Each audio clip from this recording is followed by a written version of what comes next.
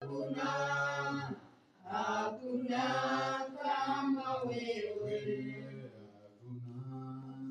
Hakuna kama wewe. Hakuna kama wewe.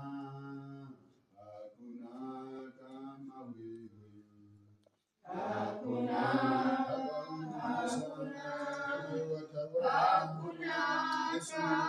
wewe.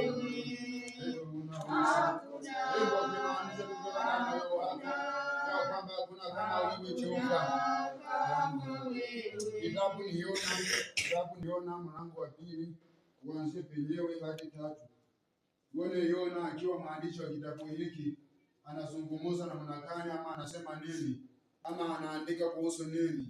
Kisha tubarikiwe pamoja katika jina la Yesu. Kwa muda mchache wa dakika 10, kisha tuombe na Jehova akatawale katika jina la Yesu. Yona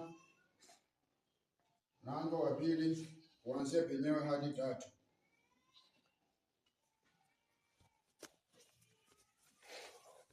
Kitabu ni cha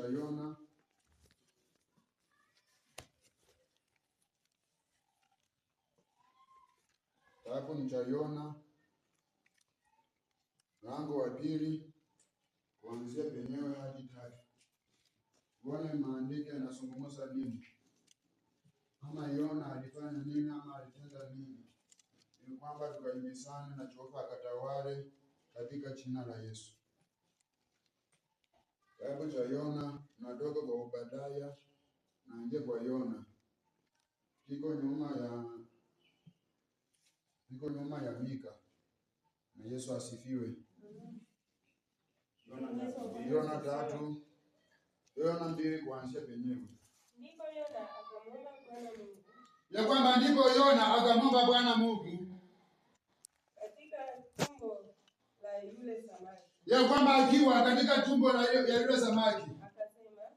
Akasema ya kwamba nalimulilia Bwana kwa sababu ya shida yangu. Ya kwamba nalimulilia Bwana kwa sababu ya shida yangu. Naye akaniitikia. Ya kwamba naye Bwana akaweza kuniitikia.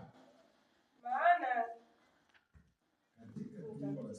katika tumbo la kuzimu naliomba. Ya kwamba maana katika tumbo la kuzimu nalimwomba Bwana. Nawe ukasikia sauti yangu. Ya kwamba nawe ukasikia sauti yangu. Maana ulinitupa vilindini. Ya kwamba maana ulinitupa vilindini. Ndani ya moyo wa bahari. Ya moyo wa bahari. Katika ya maji ikanizunguka pande zote. Ya kwamba katika ya maji ikanizunguka pande. Mawimbi yake yote na gharika zako.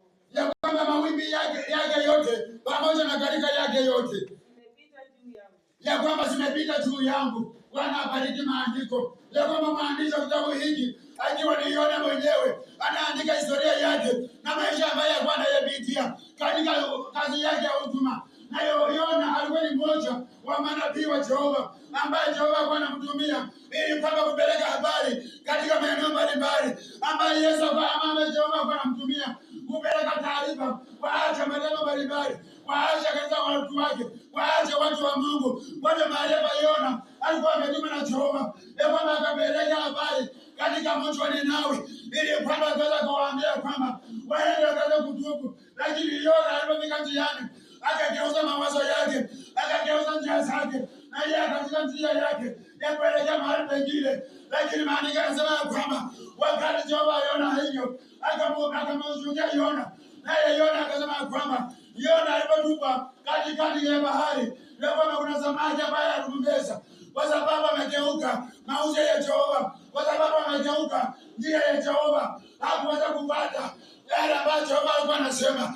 Kwa hiyo alipotupa katika bahari, Biblia inasema kwamba kuna samaki mkubwa ambaye aliweza kummeza. Na Biblia inasema kwamba Yona akakaa katika samaki muda ambao upitao siku 3 akiwa tumboni mwa samaki, kwa sababu ya kugeuka mawazo ya Jehova, kwa sababu ya kugeuka njia za Jehova, kwa sababu ya kutotii neno la Jehova, kwa sababu ya kutoheshimu maagizo ya Jehova.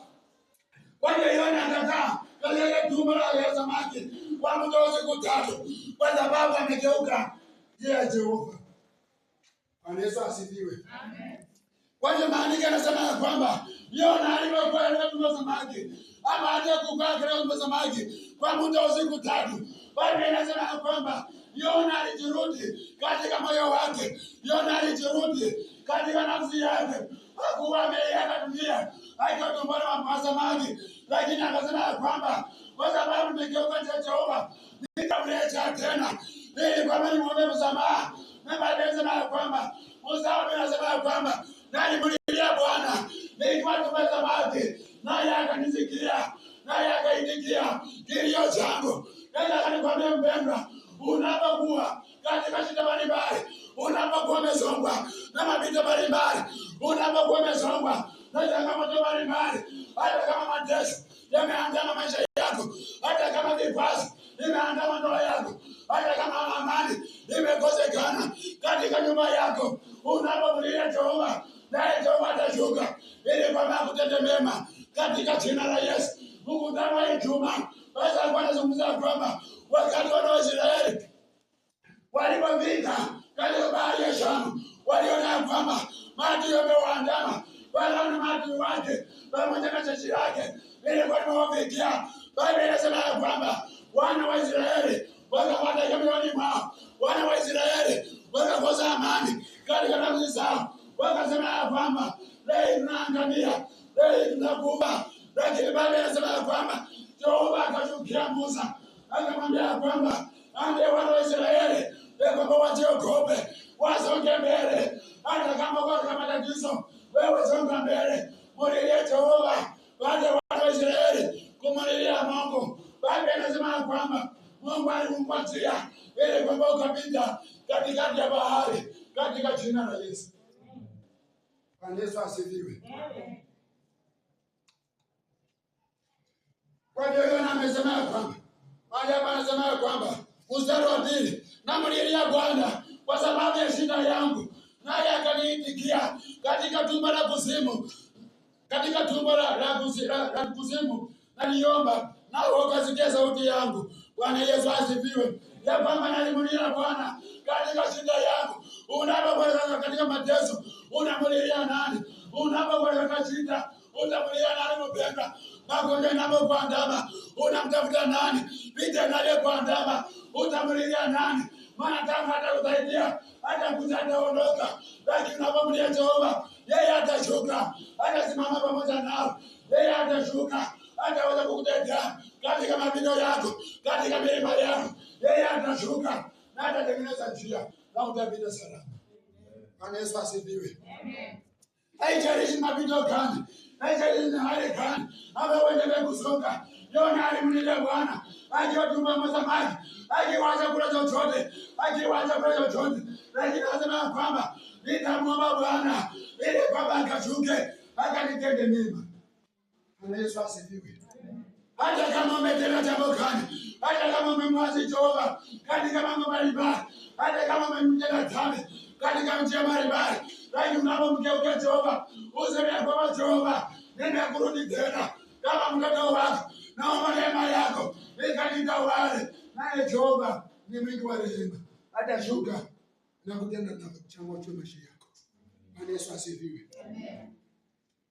Bwana Yesu asifiwe. Amen. Ya kwamba Yona baada ya kugeuka na uzee Jehova akaenda njia yake, ya kwamba Jehova akaanza kumwandama, akasema kwamba nilikutuma uende pande hii na uende pande hii, lakini alipomgeukia Jehova akasema kwamba nimekurudi.